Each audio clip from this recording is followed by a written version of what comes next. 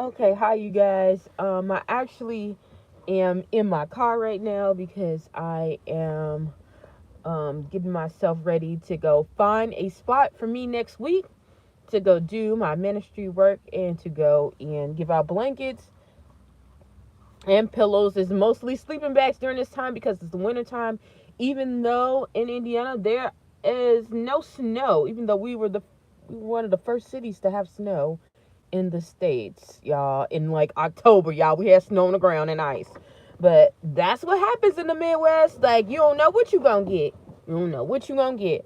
Um, and so anywho, I'm out here trying to scope out some spots, but I ended up talking to one of my relatives, and the reason why I kept in touch with this relative is um, I know I have to touch base with this relative. Y'all know, everybody know, like y'all have to touch base with one of them before they all just start revving up. So it's just, even if you don't want to talk to them, hey, I'm alive, even if they keep up a lot of crap, you're just like, hey. And so this was one of the things. And then while I was talking to that person, they ended up bringing up some other topics, some other issues with other people, and I noticed that when they were speaking, it was the same patterns that they went through and we went through as a kid that was passed on to their children. And they were saying, I don't know how this even happened. And I was sitting there like, well, not only in my head, because I did vocalize it because I'm one of those people, y'all. I try to hold my tongue, but it's very hard for me. Not like, oh, just to offend people. It's very hard. Like, that's one of my disabilities for real. Um, and I said, how could they, if they didn't understand that the trauma that they was enduring and it was inflicted by you, and now they're doing it and they don't understand what it is. They're just seeing the outcome and not understanding the reason by it, you know. And so, yeah, and so yeah, that really like uh that took me, y'all. It was just like, wow, like I see it. And I was like, I didn't want to, after that, I didn't want to have any more discussion. I had to cut things off because it was just more feed. And the more negativity that I heard, I was feeling sick. Like I was feeling sick, dead inside. And I was like, I can't do this. Like, and I used to be like that even worse before. I'd be like, okay, I got to go by like that. So I don't want to hear that. But I was just like, okay, got off the phone, and it took me a minute to detoxify and to just even get back balance. And I'm like, you know what? It's okay. And that reminded me that it was okay to separate from people, but it is okay to be mindful and to see where you fall short, where other people fell short in your life, where you fell short in your life, and how you're able to create, so that you're able to correct it. And once you correct it, it's okay to set up borders and boundaries so that you won't fall back into the cracks again, y'all. I'm turning on the light. Sorry, y'all. It's over here by my headboard, so y'all won't see nothing but this logo. But yeah, so anywho, uh yeah, so I was just like, it's okay to do that. It is so okay to protect your sanity and your peace, okay? It is okay, because some people will come in and ravish it, and then you'll be all topsy-turvy while they're feeling all light and free. I have people who were like that in my life, and this person in particular, who is an adult now, and when I was a child was an adult then, and would literally just dump all their things off. First of all, I don't think any child should be hearing adult conversations too much to the point that I was. But I really had to grow up very fast in certain areas, in a lot of areas of my life. And that's why I'm deemed as the responsible one, or the child that is lost or invisible. We don't have to worry about this person because we know they're going to do, but they lack so much. We lack so much, y'all. So, yeah. Anywho, so that was me. Okay. And so, um, yeah, I literally had to just cut that off and just detoxify and say, you know what?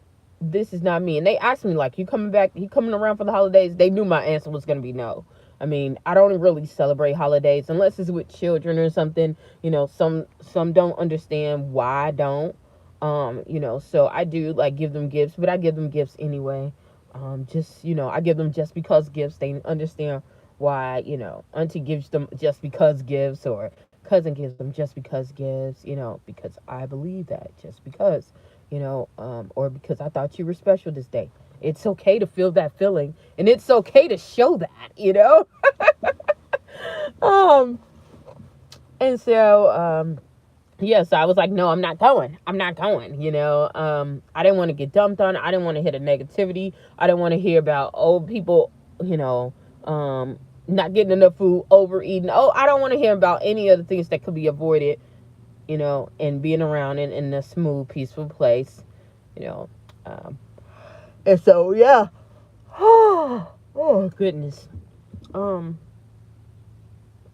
so, yeah, it just started making me think about everything, even in childhood, the things that I wanted to get away from. I even look at the jobs that I have now, and some of them that I look like, no, I can't follow into this footsteps, because this is not what my trajectory was. I don't care what it is. I don't want to get stuck in a place where I didn't design myself to be. You call the shots in your life, okay? What you dictate in your mind, whatever is in your mind plays out. I even looked at my house. Some of the things that I was looking at, I was like, wait a minute, my house never looked like this. Like, this looks like my old grandmother's house. Like, why is it this way? And I was feeling really sad about her, like, the last 3 to 4 months, just thinking about my grandmother a lot. But I was like, how her house was, I was like, oh no, that couldn't be my house. That was one of the reasons why I stayed homeless, y'all. Like, yeah, I got a lot of real estate. Yeah. You want to deal with all that extra stuff? Yeah, that's cool. But no. I'd rather no. And so, yeah, so be careful with the words that you say to other people. Be careful with the words that you say to yourself.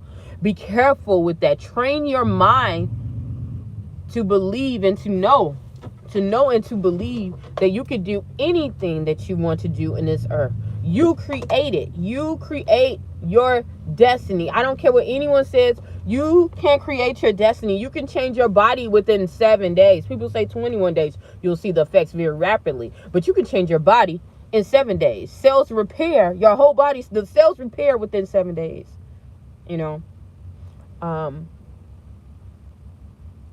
Yeah, so be mindful of that.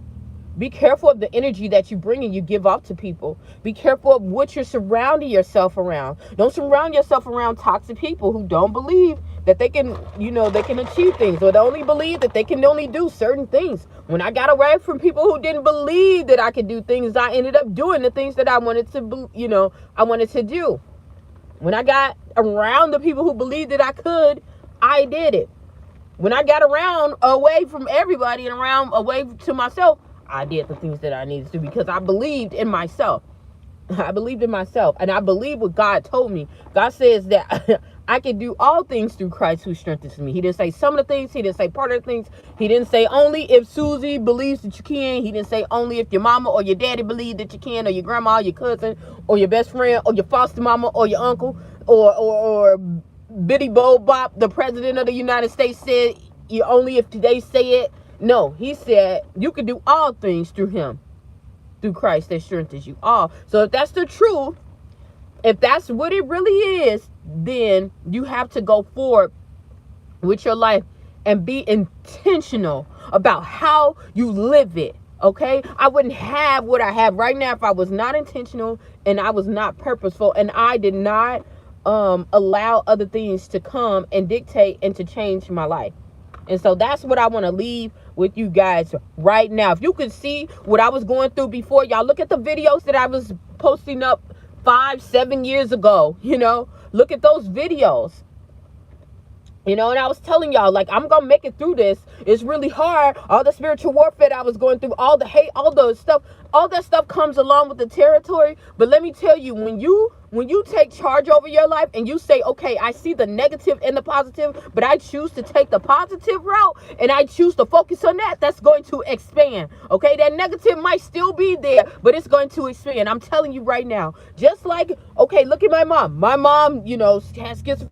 Okay, my mom, was not around, or like it was all like a traditional, but I knew that I was still going to be able to help my mom. And look what I'm doing now. Everything I'm doing is going into the positive. So what? Okay, I was a kid left in a trash can. They said I couldn't walk. They wouldn't be able to do anything. I would be maladapted. I would be, I would have all these symptoms, and I had a hole in my heart. Guess what? I'm achieving more things than half of these people can imagine in their life, because I was around people who chose to believe otherwise, who chose to believe in the positive. So believe in the positive, and y'all be mindful of the words that you put in it and out of your mouth, because words create worlds. It can change your destiny either way. So be positive. On that note, I'm going to get off of here, y'all. Hopefully something I said or done will help you on your journey. Please stay tuned to Journey to Jerusalem, and y'all have a good one.